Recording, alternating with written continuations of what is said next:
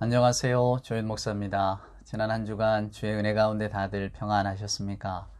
어느덧 또 한 주간이 지나갔군요. 한로가 지나고 또 가을비가 내리고 이제는 정말 가을의 문턱에 확 들어선 느낌이 납니다. 이제 얼마 안 있으면 또 단풍이 들고 또 단풍 구경을 가고 싶은 마음, 세월의 변화를 나뭇잎을 통해 느끼는 그런 날들이 또 다가올 것입니다. 어쩜 이렇게 시간이 빠른지요. 어느새 2021년이 거의 다 흘러가 버렸다는 생각이 듭니다. 저희들은 코로나 때문에 2021년에는 한 번도 같이 모여 예배하지 못하고 정말 이렇게 영상으로만 예배를 하는군요. 참 한 치 앞을 내다볼 수 없는 세상입니다. 전혀 이런 시간들, 이런 순간들은 예측하지 못했는데 말입니다. 사랑하는 여러분, 현실은 너무 빨리 변하고 또 너무 많은 일들이 우리 앞에 닥쳐옵니다. 하지만 우리가 기대하는 것은 이 변화맞는 세상이 아니라 한결같으시고 또 신실하신 우리 하나님, 우리가 하나님께 기대는 인생 아닙니까? 하나님에게만 모든 것이 있다는 것을 알고 특별히 생명의 근원 되신 하나님을 의지하고 또 그 자녀됨의 기쁨을 가지고 살아간다는 것이 얼마나 좋은지 모르겠습니다. 사랑하는 여러분, 오늘도 거룩한 주일입니다.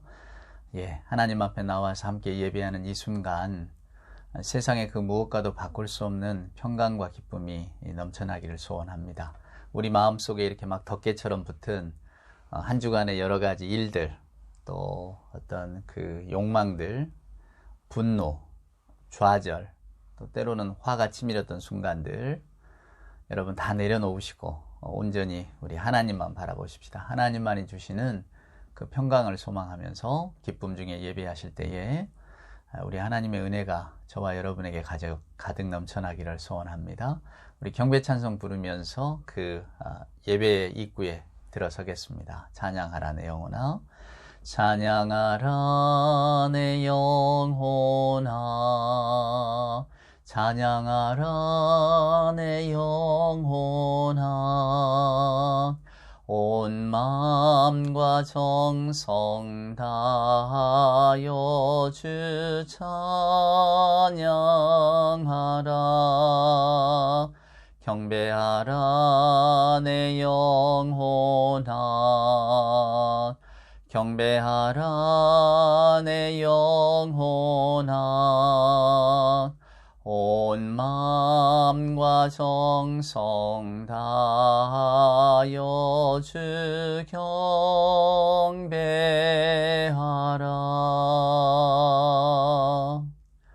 사도신경으로 우리들의 신앙을 고백합시다. 전능하사 천지를 만드신 하나님 아버지를 내가 믿사오며 그 외아들 우리 주 예수 그리스도를 믿사오니 이는 성령으로 잉태하사 동정녀 마리아에게 나시고 본디오 빌라도에게 고난을 받으사 십자가에 못 박혀 죽으시고 장사한 지 사흘 만에 죽은 자 가운데서 다시 살아나시며 하늘에 오르사 전능하신 하나님 우편에 앉아 계시다가 저리로서 산자와 죽은 자를 심판하러 오시리라. 성령을 믿사오며 거룩한 공예와 성도가 서로 교통하는 것과 죄를 사하여 주시는 것과 몸이 다시 사는 것과 영원히 사는 것을 믿사옵나이다. 아멘. 성시를 함께 교독할까요? 우리 찬송가 뒤편에 있는 성시, 오늘은 43편입니다. 시편 99편에 기록된 말씀 중에서 함께 교독합니다. 여호와께서 다스리시니 만민이 떨 것이요 여호와께서 그룹 사이에 좌정하시니 땅이 흔들릴 것이로다. 시온에 계시는 여호와는 위대하시고 모든 민족보다 높으시도다. 주의 크고 두려운 이름을 찬송할지니 그는 거룩하심이로다. 능력 있는 왕은 정의를 사랑하느니라. 주께서 공의를 견고하게 세우시고 주께서 야곱에게 정의와 공의를 행하시나이다. 너희는 여호와 우리 하나님을 높여 그의 발등상 앞에서 경배할지어다. 그는 거룩하시도다. 그의 제사장들 중에는 모세와 아론이 있고 그의 이름을 부르는 자 중에는 사무엘이 있도다. 그들이 여호와께 간구하며 응답하셨도다. 여호와께서 구름 기둥 가운데서 그들에게 말씀하시니 그들은 그가 그들에게 주신 증거와 율례를 지켰도다. 여호와 우리 하나님이여, 주께서는 그들에게 응답하셨고 그들의 행한 대로 갚기는 하셨으나 그들을 용서하신 하나님이시니이다. 너희는 여호와 우리 하나님을 높이고 그 성산에서 예배할지어다. 여호와 우리 하나님은 거룩하심이로다. 아멘. 오늘 예배 찬송은 찬송가 80장입니다. 천지에 있는 이름 중 귀하고 높은 이름. 찬송가 80장 1절과 4절 함께 찬송합시다. 천지에 있는 이름 중 귀하고 높은 이름, 주 나시기 전 지으신 구주의 이름 예수. 주 앞에 내가 엎드려 그 이름 찬송함은 내 귀에 들린 말씀 중 귀하신 이름 예수. 주 예수께서 영원히 어제나 오늘이나 그 이름으로 우리에게 참 복을 내리신다. 주 앞에 내가 엎드려 그 이름 찬송함은 내 귀에 들린 말씀 중 귀하신 이름 예수. 아멘. 함께 기도합시다. 사랑과 은총으로 함께 하시는 아버지 하나님 감사합니다. 지난 한 주간의 평강을 우리 모두에게 허락하시고 하나님 허락해 주신 그 아름답고 복된 삶의 자리에서 성실과 근면으로 또 끈기와 인내로 하나님 한 주간 저희들 잘 살아내게 하신 것 감사합니다. 저희들이 건강할 때나 아플 때나 또 일이 잘 되어질 때나 또 힘들 때에도 언제나 이렇게 주의 이름을 부를 수 있다는 사실이 얼마나 감사한지요. 아버지 하나님, 오늘 또 예배하는 자리를 기억하며 함께 머리 숙인 아버지 하나님의 저 복되고 소중한 자녀들, 오늘 또 복의 복을 더하여 주옵시고 무엇보다도 영혼의 안식을 얻는 귀한 시간 되게 하여 주시옵소서. 하나님, 저희들에게 우리 주님의 마음을 회복할 수 있는 권능을 허락하여 주시옵소서. 우리 주님의 그 따뜻하고 사랑 많으시고 자비하신 마음을 주셔서 우리 안에 있는 악함과 또 약함을 이겨낼 수 있도록 주여 도와주시옵소서. 저희들 지난 한 주간 말로 또 행동으로 얼마나 많은 실수와 잘못을 범하였는지요. 때로는 도끼 어린 비판과 잔인한 판단을 하며 또 갈고리 같은 말로 타인에게 상처를 주고 또 그것을 보고 통쾌해야 하는 못된 그 마음들을 품은 순간들이 있었음을 하나님 용서하여 주시옵소서. 불친절한 말로부터 그리고 불친절한 침묵으로부터 저를 지켜주옵기를 간절히 소원합니다. 판단하는 일을 자제하게 하여 주시옵소서.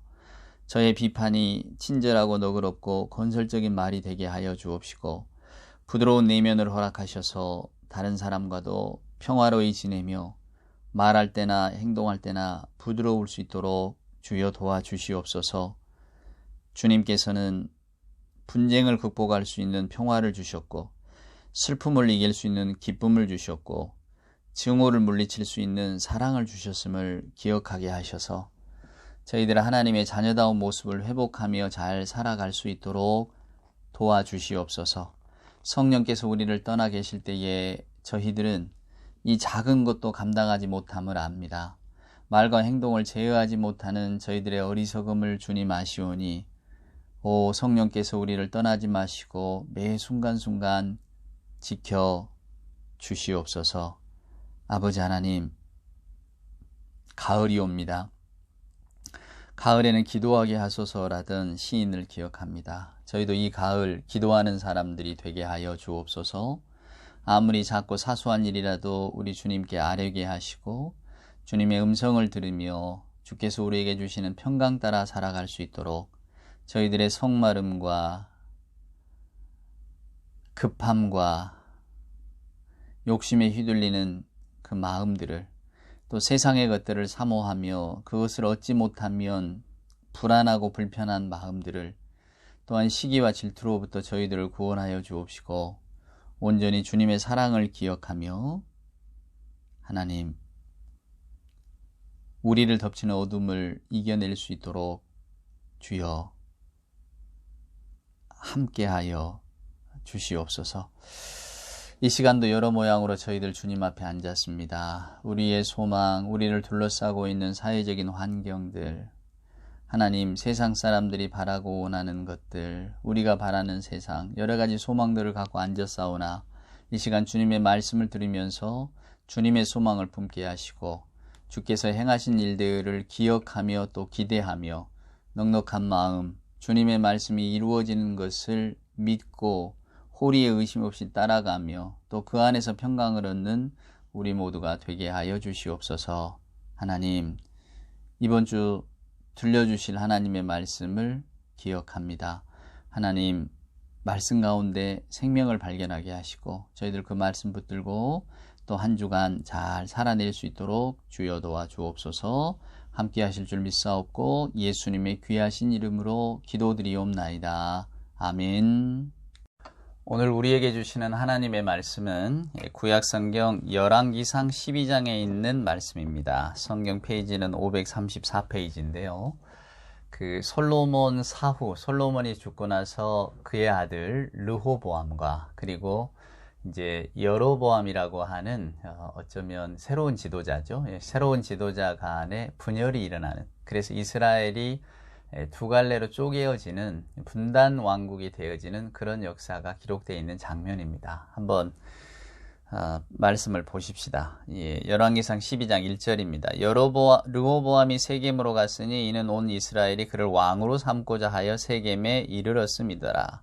느밧의 아들 여로보암이 전에 솔로몬 왕의 얼굴을 피하여 애굽으로 도망하여 있었더니 이제 그 소문을 듣고 여전히 애굽에 있는 중에 무리가 사람을 보내 그를 불렀더라. 여로보암과 이스라엘의 온 회중이 와서 르호보암에게 말하여 이르되 왕의 아버지가 우리의 멍에를 무겁게 하였으나 왕은 이제 왕의 아버지가 우리에게 시키는 고역과 매운 무거운 멍에를 가볍게 하소서. 그리하시면 우리가 왕을 섬기겠나이다. 바야흐로 여러분, 정치의 계절입니다. 정치만큼 우리들의 삶에 영향을 끼치는 게 없기 때문에 저희들은 정치적인 사안에 대해서 아주 민감합니다. 그래서 함께 주의 이름을 부르고 또 한 교회에 다니는 분들도 이 정치적으로 내가 지지하는 사람이 누구냐에 따라서 서로 감정이 상하기도 하고 마음이 틀어지기도 합니다. 오죽하면 우리도 얼마 전에 추석을 보냈습니다만은 추석이라든가 아니면 구정, 설날 명절에 같이 식구들이 모이면 정치 이야기는 하지 말라고 하잖아요. 정치 이야기를 꺼내는 순간 아버지는 아들과 불화하고 형제가 형제끼리 불화하고 또 뭐 이런 순간들이 일어나게 된다고. 왜 그럴까를 생각해 봅니다. 그것은 정치가 우리의 삶과 가장 밀접하게 연관이 되어 있기 때문입니다. 또한 우리는 지금 대의민주 정치에 살잖아요. 그러니까 우리가 지지하는 사람, 우리가 지지하는 정당, 우리가 지지하는 대통령 뭐 이 통해서 이 정치를 만들어 가니까 다 우리가 마치 정치가가 된 듯한, 그래서 우리의 견해가 뭔가 영향을 끼칠 것 같은 그런 느낌을 받게 됩니다. 그래서 우리는 우리를 둘러싸고 있는 이 정치 현실에 대해서 굉장히 민감한가 봅니다. 목사인 저는 그런 정치 현실에서 한 발짝 떨어져서 언제나 그 안에서 이렇게 갈등하고 있는 어떤 그 우리들의 마음들을 하나님의 말씀에 비추어서 하나님은 이것을 원하십니다. 전해 주어야 될 뭐 의무나 또 어떤 그런 책무를 느끼게 됩니다. 그래서 저는 이렇게 목회할 때에 정치적인 성향을 잘 드러내지 않으려고 애를 써 왔습니다. 그리고 그래서는 안 된다고 생각합니다. 왜냐하면 다양하게 모인 성도들의 마음 가운데에는 서로 다를 수가 있으니까요. 근데 오늘 이야기도 마찬가지입니다.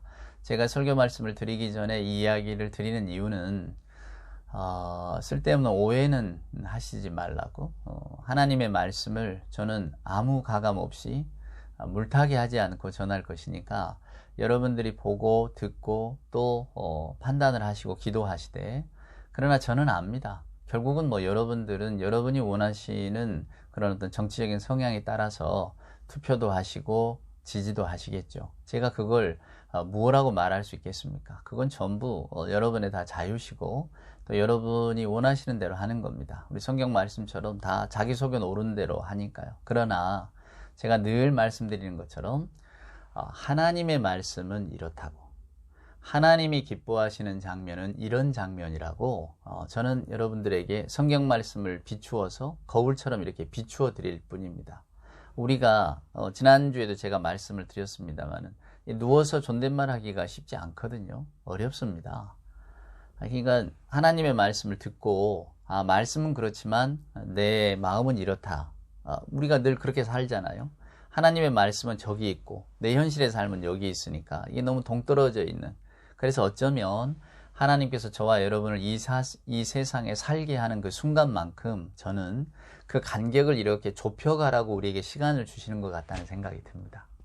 그러니까 그냥 이렇게 쭉 살아내는 게 아니고요. 우리 뭐 하나님이 주신 수명대로 살아내는 게 아니라 우리의 생명이 이 땅에서 다하는 날 동안 우리가 할 일은 하나님께로 점점 가까이 다가가는 겁니다. 걸어가는 것이고. 자, 오늘 이야기를 한번 여러분 보겠습니다. 여기 르호보암이 나오고 여로보암이 나옵니다. 이게 좀 여러분 이름이 좀 헷갈리시죠? 그래서 저도 어려서 이게 성경고사 볼 때 말입니다. 아직도 기억이 납니다. 주일학교 때 뭐 전국 주일학교 연합 성경고사를 보면 저희들은 기차를 타고 옆에 도시에 가서 이렇게 성경고사를 봤던 기억이 나요. 그때 이제 솔로몬의 이제 아들 여로보암인가 르호보암인가 이게 좀 헷갈리잖아요, 여러분. 그래서 저는 솔로몬이니까 리을이 들어가니까 르호보암이 솔로몬의 아들이고 여로보암이 반대쪽에 있는 사람이다, 이렇게 기억을 했었다. 근데 지금도 그 기억이 납니다. 여러분, 그래서 여로보암과 르호보암이라고 하는 두 인물이 등장을 합니다. 자, 솔로몬의 아들은 르호보암입니다. 솔로몬이 죽고 나서 르호보암이 솔로몬의 왕위를 계승을 하죠. 지금 그 이야기입니다. 그런데 여기에 엉뚱하게 여로보암이라고 하는 사람이 등장을 합니다. 여러분 2절에 보세요. 느밧의 아들 여로보암이 전에 솔로몬 왕의 얼굴을 피하여 애굽으로 도망하여 있었더니. 자, 그러니까 여로보암이라고 하는 이가 솔로몬과 관계가 있는 것 같고, 또 솔로몬 왕의 낯을 피하여 애굽으로 도망갔다는 거 보니까 솔로몬에게 뭔가 큰 잘못, 죄를 지은 것 같죠, 여러분. 근데 이제 솔로몬이 죽고 르호보암이 왕위에 올랐다는 이야기를 들으니까 이 사람이 다시 이제 이스라엘로 돌아오게 됐다, 그 말입니다. 그것도 주변에 사람을 보내서 이 사람을 모시고 온 거죠. 그럼 도대체 이 여로보암이라고 하는 사람과 솔로몬 사이에 여러분 무슨 일이 있었을까? 원래 이 성경을 읽어보면 여로보암이 과부의 아들입니다. 아버지가 일찍 돌아가셨나 봐. 그러니까 이 과부의 아들로서 자랐으니까, 근데 솔로몬 왕의 눈에 들었단 말이에요. 굉장히 뛰어난 사람이었겠죠, 여러분. 능력이라든가 이런 게 굉장히 출중한 사람이었을 것입니다. 그래서 이제 그 솔로몬이 그 여로보암을 좋게 생각해서 중용을 합니다. 우리식으로 말하면 글쎄요, 뭐 국토교통부 장관쯤 될까요? 하여간 이렇게 중용을 했단 말이에요. 그래서 다윗 왕 시절에 세웠던 그 도시가 무너진 것을 재건축하라고 이제 여로보암을 총감독자로 보냈는데, 이 여로보암이 그 명령을 수행하려고 가다가 들판에서 아히야라고 하는 선지자를 만납니다. 이 장면이 정말 재미있어요. 선지자를 만나는데 이 선지자가 대뜸 여로보암을 만나자마자 자기 옷을 찢어요. 12조각으로 찢습니다. 그리고는 자기 옷을 그 12조각을 찢은 것 가운데서 10조각을 딱 세서는 르호보암에게 주는 거예요. 이스라엘의 12지파 가운데 10지파가 이제 네 손에 들어오게 될 것이다. 그러니까 너는 10지파의 왕이 될 것이다. 명심할 것은 너 하나님의 말씀을 따라서 통치를 잘해야 된다. 그러면 네 나라가 영원할 것이다. 이렇게 이야기를 한단 말이에요. 지금이 다윗 왕의 시절이잖아요. 다윗 왕의 뒤를 이어서 솔로몬이 지금 그 왕위를 이어받았잖아요. 그러니까 다윗, 솔로몬, 그 왕조가 시작됐단 말이에요. 그리고 이 솔로몬에게는 또 아들들이 또 많고 왕위를 이어받을 아들들이 있다니까요. 근데 여로보암에게 요런 신탁을 주는 거예요. 하나님께서 내게 그런 말씀을 주셨다고. 네가 10지파를 갖게 될 것이라고. 그리고 네가 통치를 잘하면, 즉 하나님 말씀에 잘 순종하고 하나님을 두려워하는 통치자가 된다면 하나님께서는 너에게 이 이스라엘의 미래를 맡기실 거라고. 이런 예언을 하니까 얼마나 여러분 두렵기도 하고 떨리기도 했겠습니까? 좋기도 했겠죠. 생각나는 장면 여러분 있지 않으십니까? 그 세익스피어의 4대 비극이라고 하는 맥베스. 저는 이 희곡을 참 좋아합니다. 비극이죠, 비극. 최근에 몇 년 전에 영화로도 나오고, 영화도 저도 아주 인상 깊게 봤습니다만은, 이게 아마 이 성경에서 따온 건 아닐까? 실제로 뭐 그때 당시에 있었던 일을 이 세익스피어가 모티브로 삼아서 이 그 맥베스를 지었다고 하는데요. 저는 문득 이게 성경에서 본 이야기가 아닌가 하는 생각이 듭니다. 자, 맥베스라고 하는 스코틀랜드의 일종의 그 성주가 있었습니다. 근데 이 사람은 던컨이라고 하는 왕을 섬기는 성주였죠. 반란이 일어났을 때 이 맥베스가 이 그 뱅코라고 하는 장군하고 가서 이 반란을 멋지게 진압을 합니다. 다 질 거라 생각했는데 이겼단 말이에요. 용기 있게. 얼마나 대단합니까? 그래서 이제 그 전쟁에서 이기고 돌아오는데 들판에서 새 마녀를 만납니다. 근데 새 마녀가 맥베스에게 이렇게 말하는 거예요. 네가 왕이 될 거라고. 너는 왜 왕이 못 되느냐고. 네가 왕이 될 거라고. 될 수 있다고. 그리고 또 여러 가지 신탁을 하죠. 뭐 누구의 아들이 또 왕이 오를 거라고 막 이런 이야기를 합니다. 맥베스는 충신이었거든요. 덩컨이라고 하는 왕에게 충성을 맹세한 사나이였다 그 말입니다. 그러니까 이 충성을 깨트릴 생각은 없었어요. 근데 마녀가 너 왕이 될 상이야, 너 왕이 될 수 있어 이렇게 속삭이니까 그만 거기에 마음이 흔들립니다. 근데 요 신탁이 먼저 맥베스의 부인에게로 들어가죠. 그래서 맥베스가 전쟁에서 이기고 고향으로 돌아오니까 이제 던컨이라고 하는 왕이 치하하기 위해서 너무 고생했다고 이 맥베스의 영지로 찾아옵니다. 일종의 그냥 축하 사절단으로 자기가 직접 온 거죠. 축하해주고 같이 잔치를 즐기려고. 그때 이 맥베스의 부인이 이제 속삭이는 거죠. 아니 왕이 된다는데 당신 왜 이렇게 용기가 없느냐고. 당신 언제까지 이렇게 덩컨왕 밑에서 2인자 노릇을 할 거냐고. 왕 돼보자고 우리도 한번 왕 됩시다. 그런단 말이에요. 그래서 결국 맥베스가 덩컨왕을 죽이게 됩니다. 죽이고 나서 이제 스코틀랜드 영국의 왕위에 오르는데 그게 뭐 왕이 오른다고 뜻대로 됩니까? 부인은 이제 또 말도 안 되는 환상을 보게 되고 두려움에 쌓이게 되고 공포 속에서 결국 신경쇠약으로 죽어버리고 맥베스 역시도 자기 왕위가 불안하고 또 자기가 어찌됐건 덩컨왕을 살해하고 또 주변에 뭐 뱅코도 죽이고 다 뭐 주변에 있는 사람 다 죽여버리는 바람에 그게 다 불안인 거죠. 얼마나 그게 심성이 피폐해집니까? 그러니까 폭정을 일삼고 결국은 이제 자기도 죽게 되는 그래서 이것이 비극으로 끝나는 것인데 저는 그 맥베스를 보면서 야 이게 인간의 가장 근본적인 심리를 건드리고 있구나라는 생각을 했어요. 그래서 이게 생명력이 긴 고전 중에 고전이구나. 왜냐하면 그런 뭐 여러분 그 뭐 배신하고 또 뭐 왕위에 오르고 또다시 뭐 거기에 대해 복수당해 죽고 이런 이야기가 뭐 한두 가지입니까?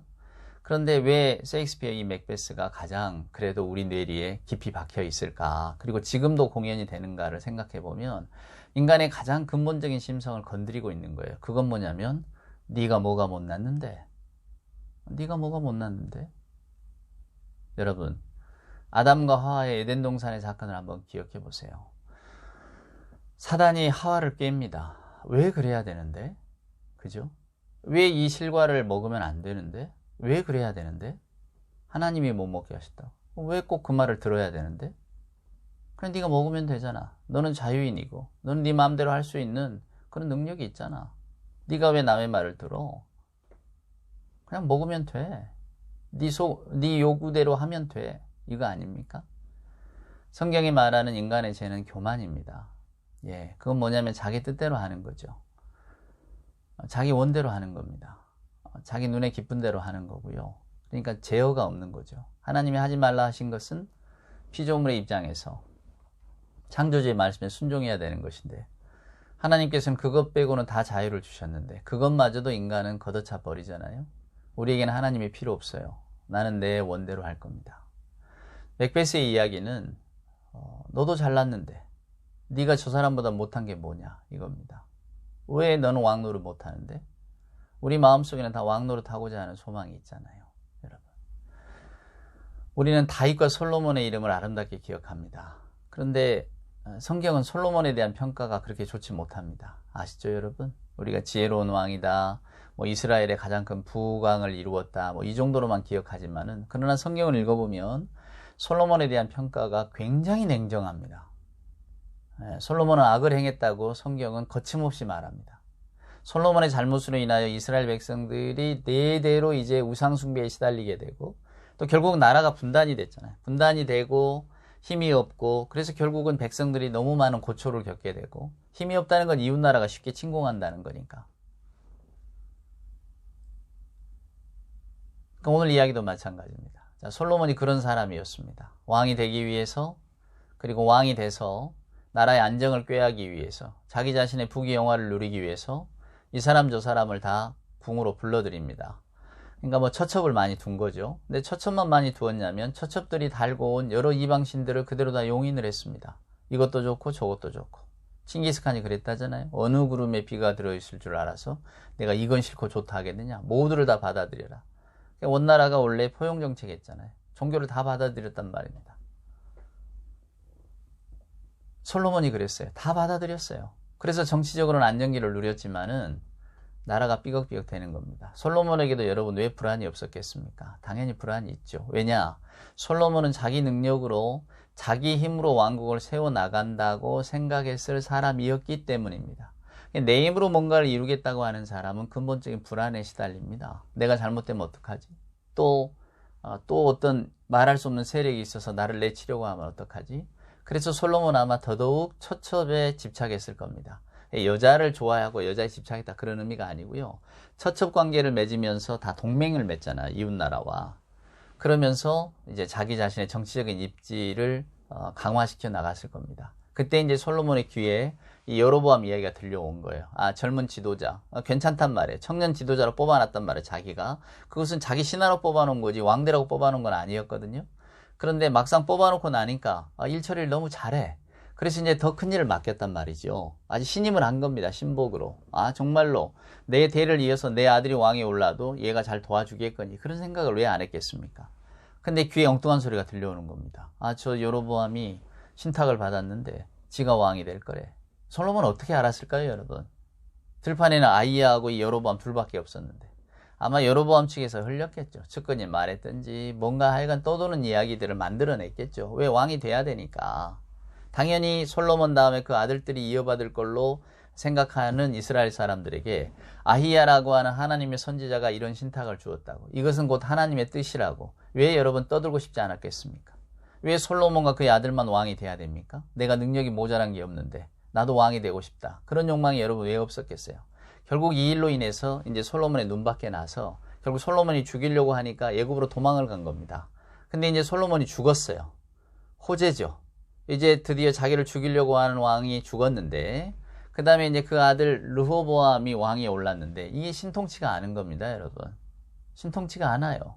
그러니까 애굽에서 여로보암을 사모하고 좋아했던 사람들이 야, 이제 우리 새 지도자로 모시자. 그리고 이 사람을 다시 데려왔습니다. 그러니까 이스라엘이 온통 경랑 속으로 휘말려 들어가는 거죠. 명분은 이거였습니다. 이제 르호보암에게 반기를 들어야 되는데 들 게 없잖아요. 그래서 그들이 이제 르호보암에게 찾아갑니다. 자, 그것이 4절에 나온 말씀입니다. 왕의 아버지께서 우리의 멍에를 무겁게 하셨으므로. 예, 솔로몬은 통치하던 시절에 세금을 많이 걷었습니다. 그리고 여러 가지 사업을 많이 벌렸어요. 솔로몬의 성전 여러분 잘 아시잖아요.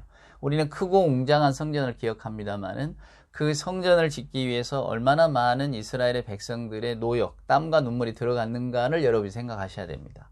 또 건축하다가 많은 사람들이 다치고 죽기도 했겠죠. 왜 우리나라도 구한말에 보면 왜 대원군이 경복궁 중축한다고 돈을 많이요. 당백전인가 하는 돈들을 많이 발행을 하고 막 그래가지고 결국은 나라의 근간이 흔들리게 되는 그런 어떤 일들이 많이 일어나잖아요. 그러니까 뭔가 건축일이나 뭐 다른 어떤 행위를 벌인다는 것은 그만큼 백성들을 동원해서 노역을 시켰다는 이야기입니다. 중국이 여러분 만리장성을 자랑하지만은 저 만리장성을 쌓느라고 얼마나 많은 사람들이 죽어갔겠습니까? 얼마나 많은 사람들이 거기에 투입이 되었겠습니까? 여러분 강제로 끌려왔겠죠. 정말로 역사의 뒤안길에 있는, 역사 뒤에 숨어있는 이 무시무시한 희생과 정말 피와 눈물에 대해서는 잘 말하지 않습니다. 그래서 우리가 그냥 지나가기 쉬워요. 만리장성, 아, 대단하다. 솔로몬의 성전, 아, 대단하다. 이러고만 말죠, 여러분. 그러나 위대한 건축물, 우리가 기억하는 그 놀라운 건축물 뒤에는 거기에서 죽어간 무수히 많은 사람들의 피와 눈물이 있는 겁니다. 우리는 이것을 잊어서는 안 됩니다. 그래서 오늘 이제 여로보암과 여러 신하들이 르호보암을 찾아와서 그동안에 우리가 당신 아버지 시절에 너무 많은 세금, 너무 많은 노역에 시달렸으니까 좀 가볍게 해주라. 이렇게 이야기를 했단 말이죠. 허니문 기간이잖아요. 이제 막 왕위에 오르고. 그때 오늘 이 르호보암이 처신하는 걸 보세요. 자, 올로 이야기는 안 듣습니다. 옛사람들 이야기는 그거는 당신들 견해일 뿐이고, 그리고 성경에 보면 자기와 함께, 자 8절에 보세요. 왕이 노인들이 자문하는 것을 버리고 자기 앞에 모셔있는 자기와 함께 자라난 어린 사람들과 의논하되. 어린 사람 청년이거든요. 여러분, 르호보암이 왕위에 오를 때가 41살입니다. 아주 어린 나이가 아니에요. 41살 정도면 먹을 만큼 먹은 나이입니다. 자기와 함께 자란, 그러니까 그 그룹인 거죠. 중년의 그룹들과 함께 의논을 했습니다. 이런 불만이 있는데 그래서 우리를 좀 편하게 해달라는데 여러분 어찌해야 되겠느냐고. 그때 이제 그 주변에 있는 그 함께 자란 중년들이 이렇게 말을 하는 거죠. 누르십시오. 들어주면 더 튀어오릅니다. 더 세게 누르셔야 됩니다. 그래서 르호보암의 이 말을 듣고 11절에 보면 내 아버지께서는 너희에게 무거운 멍에를 매게 하였으나 이제 나는 너희의 멍에를 더 무겁게 할 것이다. 이런 이야기를 합니다. 앞으로 더 철권 통치, 더 아주 폭압 정치를 해 나갈 것이다. 이랬단 말이에요. 그랬더니 이제 어떻게 됩니까? 하나님이 아이야의 입을 빌어서 여로보암에게 주었던 신탁이 이루어집니다. 여러분 12절 보세요. 3일 만에 여로보암과 모든 백성이 르호보암에게 나와왔으니 이는 왕이 명령하여 이르기를 3일 만에 내게로 다시 오라 하였습니다. 왕이 포악한 말로 백성에게 대답할세 노인의 자문을 버리고 어린 사람들의 자문을 따라 그들에게 말하여 이르되 내 아버지는 너희의 멍에를 무겁게 하였으나 나는 너희의 멍에를 더욱 무겁게 할지라. 15절입니다. 왕이 이같이 백성의 말을 듣지 아니하였으니 이 일은 여호와께로 말미암아 난 것이라. 여호와께서 전에 실로 사람 아히야로 느밧의 아들 여로보암에게 하신 말씀을 이루게 하심이었더라. 성경은 이렇게 말합니다. 르호보암이 강팍하게 행하고 포악하게 행한 것, 결국은 하나님께서 아히야의 예언을 이루시려고 한 겁니다. 우리는 여러분 성경을 읽으실 때 이걸 조심하셔야 됩니다. 그럼 하나님께서 르호보암이 그 마음을 바꾸려고 했는데 못 바꾸게 하셨는가 라고 하는 생각에 들 수가 있거든요. 그럼 이 모든 것은 그냥 하나님이 정하신 대로 흘러가는 것이네, 하나님의 각본대로 흘러가는 것이네, 이렇게 생각하기 쉽지만 여러분 그렇지 않습니다. 이 성경 말씀의 표현들을 오해하시면 안 돼요. 오해하니까 엉뚱한 이야기를 하는 겁니다. 오늘 이 말씀은 하나님께서는 르호보암에게 기회를 주셨다는 의미입니다. 하나님께서 르호보암에게 기회를 주셨는데 여러분, 르호보암은 하나님이 주신 그 기회를 걷어찼습니다. 나중에 여러분, 여로보암도 마찬가지입니다. 이 아히야의 입을 통해서 예언할 때에 너 이스라엘의 10지파가 네 손에 올 거야. 네가 거기에서 온전한 지도자가 되기를 위한다면 너는 하나님의 말씀에 잘 순종해야 된다. 이렇게 이야기를 합니다. 그럼 네 나라가 길 거라고. 그런데 여로보암은 그 길로 또 가지 않아요. 우상을 숭배합니다. 산당을 그대로 씁니다. 여러 곳에 산당을 세워서 오히려 이스라엘의 신앙을 흐트러뜨려 버립니다. 무엇을 의미합니까, 여러분? 자, 하나님께서 원하시고 계획하시는 그 하나님의 섭리는 있습니다. 그래 하나님이 그걸 우리에게 보여주셔요. 선지자나 오늘 성경을 통해서 보여주시죠. 근데 이제 그 말씀을 받는 우리가 그 말씀을 어떻게 실행해 나가는가, 어떻게 우리 삶에서 구현해 나가는가, 그건 하나님께서 우리에게 맡겨주신 거예요. 르호보암은 처음에 노인들이 와서 이야기를 하고 젊은 사람들의 이야기를 듣고 할 때 자기가 선택할 수 있는 길이 있었습니다. 길은 뭡니까? 백성들을 편안하게 해주라는 거예요. 근데 오늘 이 르호보암은 자기 자신의 길을 가버립니다.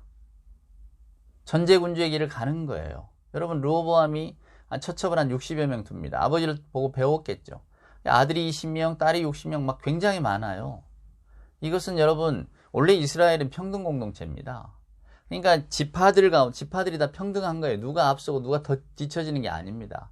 그래서 하나님께서는 전제군주를 안 만들어 주신 거예요. 왕이 필요 없다는 거예요. 왕은 하나님이시고 너희 12지파가 평등하게 하나님이 주신 어떤 그 지분에 따라서 예, 거기에 따라서 그들의 역할을 감당하면 되는데 이웃 나라들과 이렇게 이웃 나라들을 살펴보니까 왕이 있는 나라가 잘 된단 말이에요. 당연하겠죠. 일사불란하게 움직이고 뭔가 전쟁에도 대비가 빠르니까 훨씬 더 힘의 결집이 예, 그 다이나믹하잖아요. 그러니까 나라는 부강할 수밖에 없죠. 이스라엘 사람들이 볼 때 왕이 있는 나라들이 잘 살더라 그 말이에요. 우리도 왕 주시오. 이런 거 아닙니까? 사무엘 입을 통해서 하나님께서는 왕의 제도가 주는 어떤 폐해를 이야기했어도 이스라엘 사람들은 듣지 않습니다. 하나님 왕 주세요. 좋다 그럼 내가 왕을 주마. 그러나 그 왕을 따라서 행동하는 너희들이 하나님의 백성임을 잊지 말라. 주의 율법을 잊지 말라. 늘 선지자를 통해서 계속해서 경고의 말씀을 던져주셨지만 이스라엘 백성들은 다 팽개쳤단 말이에요. 오늘 이 여로보암, 르호보암도 마찬가지입니다. 하나님께서는 각각에게 기회를 다 주셨단 말이에요. 여로보암에게도 마찬가지고 르호보암에게도 마찬가지고 근데 르호보암은 그 밥그릇을 걷어찼습니다. 그리고는 오히려 더 강하게 나갔죠. 그러니까 여로보암이 아이야의 예언 따라서 오케이 그러면 우리는 우리끼리 그러면서 이제 열 지파가 따라왔단 말이에요 여러분. 그래서 그 다음 장면을 보면 이 르호보암이 그럼 전쟁하자 이렇게 나오는 겁니다. 18만 명이나 되는 남자들을 모아요. 동족끼리 말입니다. 솔로몬의 아들인데 우리가 생각할 때 솔로몬이 평화의 왕 아닙니까? 전혀 자기가 살 때도 평화가 아니었고 아들에게도 평화가 무엇인지 가르쳐주지 못했죠. 그래서 성경은 솔로몬에 대한 평가가 인색하다고 제가 말씀을 드렸잖아요. 전쟁을 일으키려고 군대를 모집합니다. 그때 또 이 아이야라고 하는 선지자가 나서서 그러지 말라고 전쟁을 또 말립니다. 근데 또 이번에는 르호보암이 그 말을 듣고 군대를 거두죠. 그 장면들이 이제 계속해서 이렇게 펼쳐지게 되는데 결국 여러분 이스라엘은 옛날로 돌아오지를 못했습니다. 이렇게 두 나라로 나뉘어 가지고 우리가 북이스라엘, 남유다 이러면서 결국 끝까지 가다가 북이스라엘 먼저 멸망하고 그다음에 남유다 멸망하고 뭐 이러면서 이스라엘이 없어져 버리잖아요. 그런 역사, 아픈 역사를 보는 거죠. 우리 역사는 아니지만 우리가 성경에서는 꼭 이스라엘의 역사가 우리 역사 같으니까 이렇게 보고 있으면 결국 출발은 어디냐? 하나님의 뜻에서 어긋나기 시작한 정치 지도자들로부터 시작된 겁니다. 정치 지도자가 판단을 잘못하면 여러분 정말로 그 백성들이 너무 많은 고통을 당하게 되죠. 만약에 르호보암이 우리 전쟁하자라고 했을 때에 전쟁으로 흘러갔다면 또 얼마나 많은 이스라엘 백성들이 죽었을 것이고 또 우리가 뭐 여러분 그 동서독이 통일된 것이 뭐 한 30년 만이라잖아요. 40년. 우리도 그쯤 되면 통일될까? 우리나라 분들은 아니다. 동서독은 자기들끼리 총뿌리를 겨누지는 않았다. 2차 대전 이후로 이렇게 나뉘었잖아요. 여러분 그 2차 대전 이후에 독일을 이렇게 나눠서 유엔이 다 나눠서 통치하잖아요. 미국이, 프랑스, 영국이 또 러시아가 이러면서 동서독이 결국 갈리는 겁니다. 그 갈리는 것은 서로 전쟁의 책임을 물은 게 아니고 전쟁이 졌단 말이에요. 독일이. 그러니까 이 전쟁에서 독일과 싸웠던 연합군들이 각각 독일 땅을 나눠서 통치한 거예요. 그러다 그게 굳어져 버린 겁니다. 그래서 분단이 됐기 때문에 오히려 통일하기는 쉬워요. 왜? 자기들끼리는 총뿌리를 겨누지 않았거든요. 독일 사람들은 그냥 한 독일 사람이었다 그 말이에요. 같이 2차 대전을 일으킨 공범이었고 그거였기 때문에 어떤 분단의 아픔을 겪었는데 근데 그들도 통일할 때는 40여 년 긴 세월이 필요했잖아요. 근데 여러분 우리는 총뿌리를 겨눴단 말이에요. 남북이 싸웠어요. 어찌 됐건 간에. 그러니까 통일하기가 쉽지가 않는 거죠. 그때를 겪었던 분들이 살아있는 동안에는 쉽지가 않죠. 그 아픔이 그대로 고스란히 남아있으니까. 만약에 이스라엘이 말입니다, 여러분. 이 르호보암 시절에 전쟁을 했더라면 아마 더 큰 어려움에 봉착을 했을 겁니다. 근데 하나님께서 그걸 말리셔요. 그때 또 이제 르호보암이 정신이 들었는지 또 그 말씀을 듣고 또 군대를 철수를 하게 됩니다. 그게 성경의 역사입니다. 그래서 성경의 역사를 보면 다이나믹해요. 하나님께서 마치 그냥 딱 이스라엘 왕들을 틀어쥐고 하나님이 원하시는 대로 이렇게 쫙 끌고 가실 것 같지만 우리 하나님은 절대로 그런 분이 아니십니다. 우리 하나님은 우리에게 자유의지를 주셨고 우리에게 맡겨주셨어요. 그래서 우리가 우리에게 맡겨주신 자유를 어떻게 사용하느냐가 이제 하나님께서 우리가 말씀을 기반으로 뭔가 선택을 하고 있는가 아닌가를 판단하시는 근거가 되겠죠. 그러지 않겠습니까? 하나님께서는 우리에게 정확하게 말씀을 주셨으니까. 자, 오늘 하나님께서 르호보암에게 원하시는 장면은 무엇이었습니까? 백성들이 우리의 부담을 좀 덜어주세요 하는 거였어요. 우리가 너무 살기가 힘듭니다. 우리를 좀 살펴주세요. 그런데 르호보암은 그 말을 듣지를 않습니다. 그리고 오히려 더 강하게 왕권을 강화하고 당신의 어떤 무서운 그 위력을 보여줘야 됩니다. 무슨 이야기입니까? 당신의 위대성을 보여주시되 그것을 폭력으로, 바이올런스로 보여주세요. 폭력으로 눌러버리시고 사람들을 두렵게 하십시오. 이렇게 나가는 거예요. 하나님이 원하시는 지도자는 사랑의 지도자인데 오히려 세상이 요구하는 지도자는 폭정의 지도자고 두려움의 지도자입니다. 마키아벨리가 그런 이야기 하잖아요. 군주가 돼서 뭔가를 다스리려고 한다면 이렇게 사랑받고 존경받는 리더보다는 무서움을 주는 리더가 되라고. 그래야 백성들이 존중한다고. 그게 무엇입니까? 사람들은 자기 생명의 위협을 받게 되면 무조건 복종한다 이야기입니다. 굴종하게 되는. 왜? 자기가 귀하니까. 오늘날 이제 우리는 정치적인 선택을 앞두고 있습니다. 여러분이 어떤 선택을 하시고 또 어떤 정치적인 성향을 표현할지 저는 잘 알지 못합니다. 그리고 그건 다 여러분의 자유시죠. 그러나 우리가 적어도 하나님의 백성이라면 하나님께서 기뻐하시는 지도자가 누구일까를 한 번쯤 생각해 보셔야 됩니다. 말로만 그리스도인인지, 아니면 뭐 다른 어떤 이상한 사이비 신앙을 따라가는 사람인지, 아니면 이도저도 없는 사람인 것인지, 하지만 마음에는 또 백성을 사랑하는 사람인 것인지, 백성을 위해서 군림하려고 하는 사람인 것인지, 오늘 이 로보암 스타일이든지, 여러분 하나님이 결국 원하시는 것, 그것은 무엇일까? 근데 여러분, 제가 분명하게 말씀드릴 것은 확실한 건 하나 있습니다. 그것은 저나 여러분이 어떤 선택을 하든 아마 이 대한민국은 잘 굴러갈 겁니다. 누구를 뽑고 또 어떤 사람이 대통령이 된다 할지라도 그냥 흘러갈 겁니다. 우리들의 욕심과 또 우리 집단 지성에 따라서 흘러가겠죠. 근데 중요한 것은 그 흘러가는 방향은 언제나 하나님이 원하시는 방향으로 갑니다. 그것이 멸망의 일로 가는 것이건 아니면 하나님이 기뻐하시는 어떤 즐거운 세계로 가는 것이건 하나님께서는 모든 것을 다 바로 잡아 가시고 또 준엄한 심판을 약속하고 계십니다. 우리가 요즘 뭐 TV를 켜기만 하면 여기저기서 억소리가 들리고 말입니다. 뭐 수천억의 이득, 뭐 수백억의 돈들이 막 떠다니는데 그러면 도대체 우리는 뭐 하고 있는가 이런 박탈감을 느끼기도 하고 대한민국이 제대로 된 나라인가 또 뭐 이런 생각도 하기도 합니다. 여기저기서 들려오는 여러 가지 어떤 비리라든가 이런 권력의 추악함들을 볼 때에 이게 도대체 나는 어떤 세상 속에 살고 있나 우리는 다 이렇게 근심하고 염려합니다.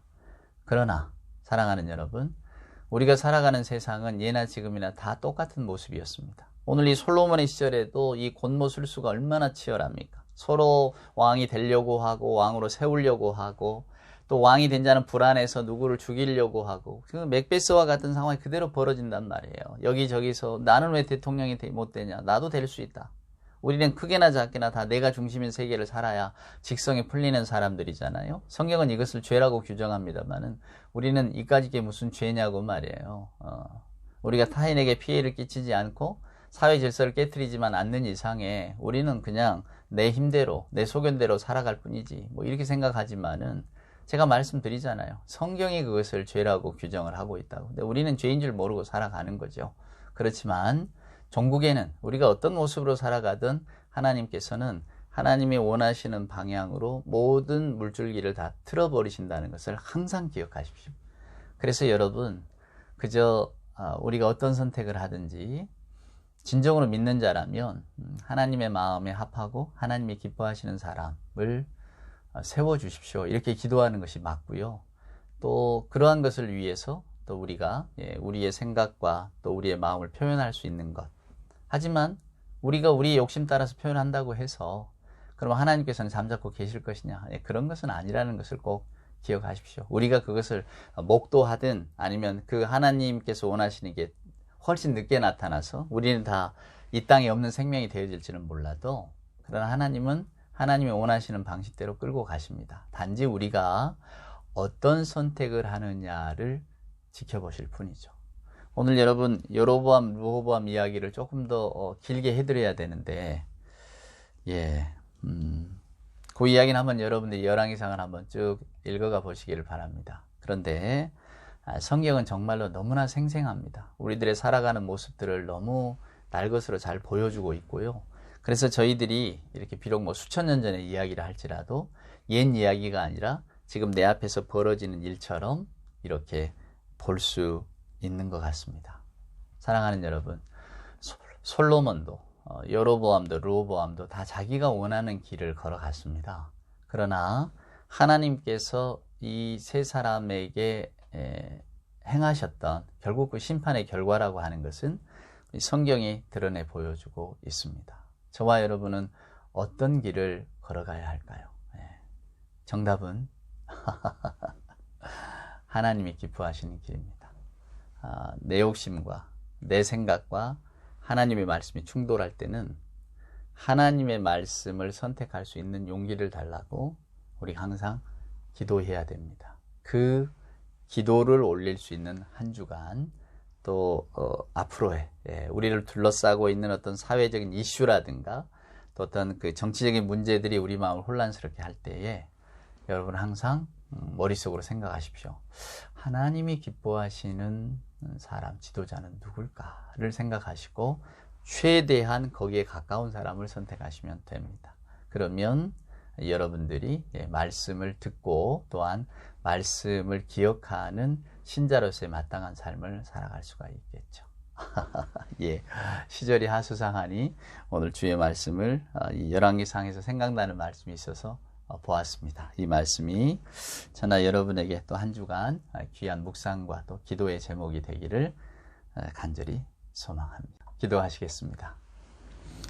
이제는 우리 구주 예수 그리스도 크신 은혜와 아버지 하나님의 만극하신 사랑하심과 자비하신 성령님의 함께하심이 오늘 또 예배하며 감사하며 또 기뻐하며 주신 말씀 따라 한 주간 말씀 가운데 고민하며 기도하기를 소원하는 우리 예배하는 모든 교우들 머리 위에와 저들의 생활과 저들의 삶의 현장과 또한 간절한 기도의 제목들 위에 무엇보다 우리들의 교회 위에 이제로부터 영원 무궁토록 함께하여 주옵기를 간절히 축원하옵나이다.